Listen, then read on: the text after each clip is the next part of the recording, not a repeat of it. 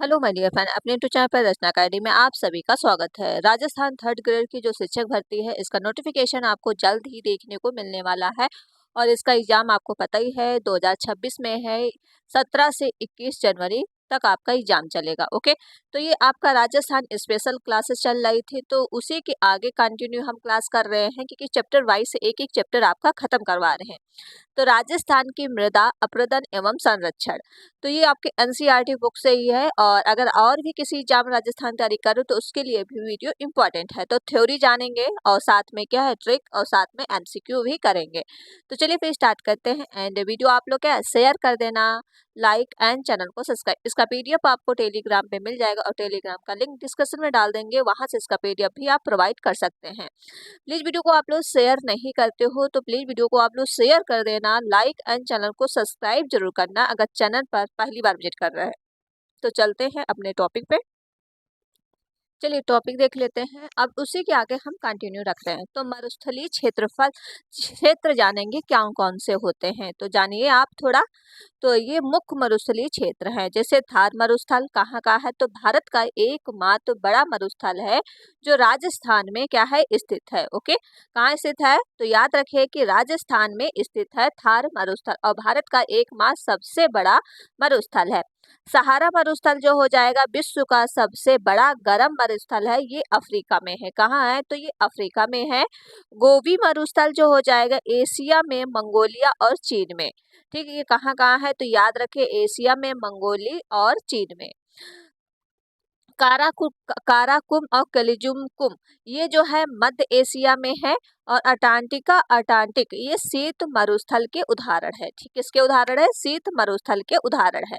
तो आगे देख लो मरुस्थलीकरण करण क्या है, तो इसके बारे में जान लो, इसकी परिभाषा थोड़ा जानिएगा।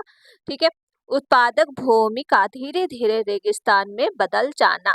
ठीक है, क्या होता है, उपदार जो भूमि होती है वो धीरे धीरे रेगिस्तान में बदल जाना। जैसे कारण हो सकते हैं, कारण क्या है, अत्यधिक चराई, वनों की कटाई के कारण, जलवायु परिवर्तन के कारण, अनुचित कृषि प्रणाली के कारण, जल स्रोत को का सूखना, ये चीजें हो सकती हैं, इसका कारण है।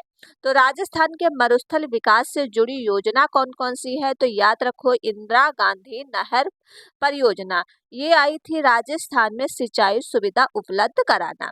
मरुस्थलीकरण रोकथाम को परियोजना करना, थार मरुस्थल और पारिस्थितिकी तंत्र का विकास करना। साथ में मुरु विकास कार्यक्रम, ठीक ये आई थी। तो ये योजना जुड़ी हुई थी। तो याद कैसे रखोगे, तो याद इस तरह से रखोगे, देखिए ये जो आपकी थार का जीआई जंगल बचाओ। ठीक, इस ट्रिक से आप चीजें याद रखोगे, थार का जीआई जंगल बचाओ। तो थार से हो जाएगा थार मरुस्थल, जीआई से हो जाएगा इंदिरा गांधी नहर, जल से हो जाएगा आपका जल संरक्षण, साथ में जंगल हो जाएगा वन संरक्षण, बचाव से हो जाएगा मरुस्थलीकरण से बचाव। ठीक है, तो ये आप ट्रिक याद रखोगे तो इससे आपको याद रहेगा। अगला देख लो, अब मृदा अपरदन क्या है। ठीक, यहाँ पे देख लो मृदा अपरदन, पहले तो परिभाषा आप जानोगे अब मृदा अपरदन है क्या। तो मृदा अपरदन की परिभाषा आप देखोगे, जब हवा, पानी या अन्य कारकों द्वारा उपजाऊ मिट्टी की ऊपरी परत बह जाती है, उसे क्या कहते हैं, मृदा अपरदन कहते हैं। तो जैसे कौन कौन से होते हैं, तो एक होता है जल अपरदन, एक होता है वायु अपरदन, एक होता है हिम अपरदन, एक होता है गुरुत्वीय अपरदन। तो 4 प्रकार के होते हैं। इसमें हम जान लेते हैं कि मृदा संरक्षण के उपाय क्या है और उसको ट्रिक से समझेंगे। तो ट्रिक याद रखोगे, टेरेस बैच कूटर, क्या है, टेरेस बैच कूटर, ग्रीन बेल्ट से बचाओ। ठीक है, तो यहाँ से ट्रिक देखोगे ये चीजें। तो ट्रिक क्या है, ट्रिक होगा टेरेस। टेरेस मतलब होता है मृदा संरक्षण उपाय, क्या है, टेरिसिंग। इसका विवरण कैसे है, पहाड़ी क्षेत्रों में सीढ़ी नुमा खेत बनाना। बैच से याद रखोगे, बैच टेरिसिंग, और इसका जो होता है विवरण, समतल ढलानों को कटाव से बचाना। कुटर होता है समुच्च जुताई, ये होता है समुच्च रेखाओं के साथ खेत जोतना। ग्रीन बेल्ट होता है वृक्षारोपण और मिट्टी को जोड़ों से बांध कर कटाव रोकना। साथ में बचाव होता है किसके, चेक डैम और जल संचय, ये होता है बहाव को रोकने के लिए छोटे बांध। ठीक है, तो ये चीजें आप याद रखोगे और बहुत ही अच्छी ट्रिक है, इससे आपको चीजें ये क्या है बिल्कुल याद रहेंगे अगर ये ट्रिक आपको याद है, और एक दो बार में जो देखोगे ऑटोमेटिक आपको याद हो जाएंगे। भारत में मृदा संरक्षण योजनाएं कौन कौन सी आई थी, तो याद रखो एकीकृत वृहद जल ग्रहण विकास कार्यक्रम, इसे कहते हैं IWDP। ठीक है, IWDP। अगला देख लो, अगला हो जाएगा राष्ट्रीय मृदा संरक्षण कार्यक्रम, तीसरा हो जाएगा मरुस्थलीकरण रोकथाम कार्यक्रम। ठीक है, तो ये 3 थे योजनाएं, और इस ट्रिक से आप याद रखोगे जो पेड़ जोत सीढ़ी बंद जल। ठीक है, क्या है, पेड़ जोत सीढ़ी बंद जल, तो यहाँ से ये चीजें याद रखोगे, पेड़ से होता है वृक्षारोपण, क्या हो जाएगा वृक्षारोपण, जोत से हो जाएगा समुच्च जुताई, सीढ़ी से हो जाएगा ट्रेसिंग, और बंद से हो जाएगा छोटे बंद चेक डैम। ठीक है, जल से हो जाएगा जल संरक्षण तकनीकी। तो इस तरह से भी ट्रिक से आप चीजें याद रख सकते हो कौन कौन सी योजना आई थी। अब चलते हैं क्वेश्चन पे। ठीक है, क्वेश्चन देखो, क्वेश्चन इसका क्या है, ये हो जाएगा भारत में मृदा अपरदन का मुख्य कारण कौन सा है। तो अभी हमने बताया कि भारत में मृदा अपरदन का मुख्य कारण कौन सा है, तो बता दो इसका राइट, भूकंप, वनों की कटाई, बर्फबारी या शहरीकरण। तो इसका राइट आंसर हो जाएगा वनों की कटाई। क्या हो जाएगा, वनों की कटाई। तो यहाँ पे आप देखोगे वनों की कटाई, तो वनों की कटाई से जड़ों का जो है संजाल नष्ट हो जाता है, जिससे मृदा की पकड़ कमजोर हो जाती है और बारिश या हवा से बह जाती है। ठीक है, तो वनों की कटाई के कारण होता है। अगला देख लो, अगला क्वेश्चन हो जाएगा मृदा संरक्षण की सबसे उपयुक्त विधि कौन सी है जो पहाड़ी क्षेत्रों के लिए उपयोगी है। तो वृक्षारोपण, समतल जुताई, ट्रेसिंग या सिंचाई। तो बता दो इसका राइट आंसर क्या है, बताइए कमेंट में आंसर बताओ। तो इसका हो जाएगा ट्रेसिंग। क्या हो जाएगा, ट्रेसिंग हो जाएगा, ऑप्शन का सी राइट हो जाएगा। पहाड़ी क्षेत्रों में सीढ़ीनुमा खेत बनाकर मृदा के बहाव को रोका जाता है और इसे क्या कहते हैं, ट्रेसिंग कहते हैं।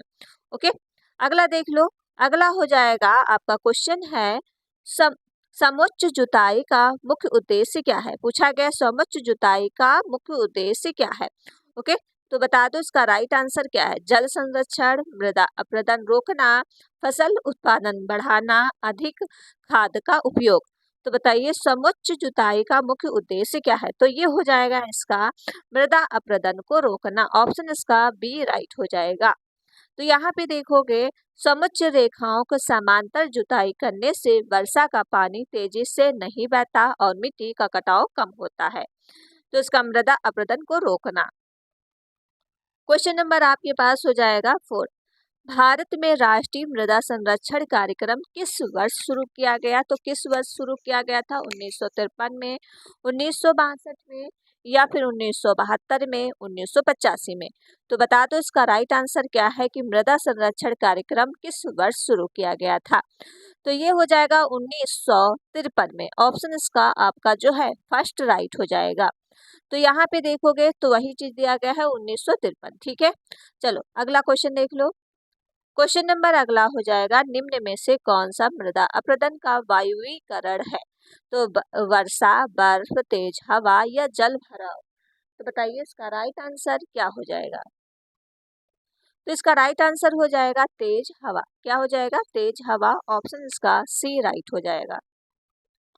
यहाँ पे देखोगे रेगिस्तान क्षेत्रों में तेज हवाएं बालू मिट्टी से उड़ाकर मृदा अपरदन कराती है। ठीक है, तो ये हो जाएगा आपका तेज हवा।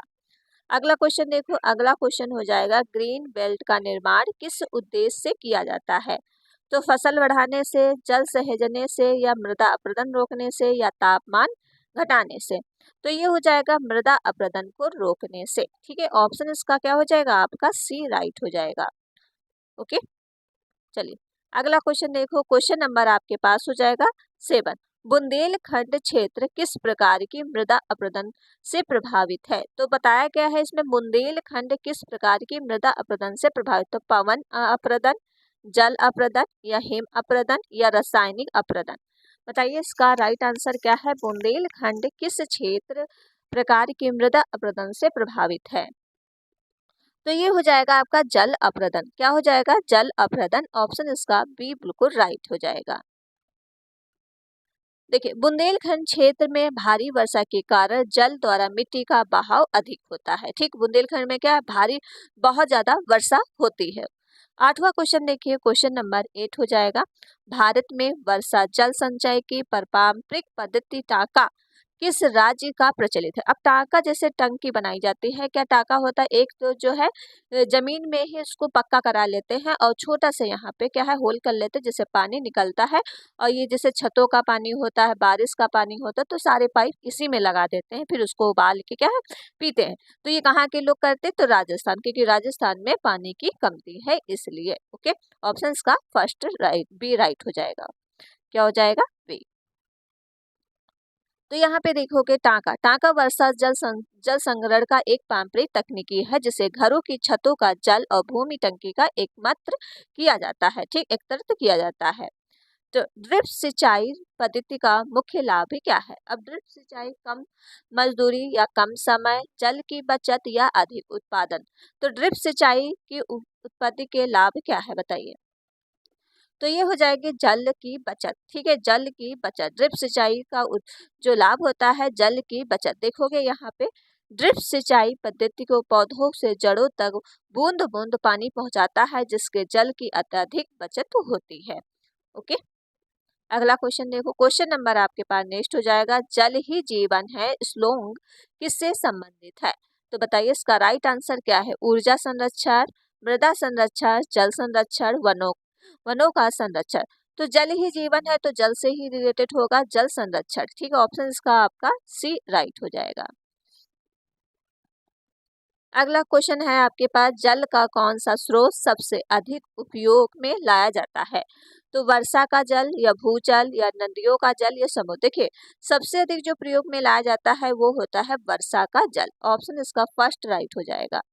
सॉरी, इसका अच्छा भूजल। हाँ, कौन सा लाया जाता है? तो याद रखो भूजल। ऑप्शन इसका हो जाएगा बी राइट है। ओके, तो यहाँ पे देखोगे भारत में सिंचाई, पेयजल, औद्योगिक कार्यों के लिए भूजल का उपयोग सबसे अधिक किया जाता है क्योंकि नीचे से पानी निकाला जाता है, नल वगैरह टंकी क्या है निकाली जाती है। चलते हैं अगला क्वेश्चन पे। अगला क्वेश्चन हो जाएगा, जल संकट का मुख्य वह क्या है? तो ये हो जाएगा जल, बताइए इसका राइट आंसर क्या है? तो जल अपव्यय। ऑप्शन इसका सी राइट हो जाएगा। ओके, तो ये हमने क्वेश्चन लिए थे, 12 क्वेश्चन लिए थे, तो आपके लिए इम्पोर्टेंट क्वेश्चन थे।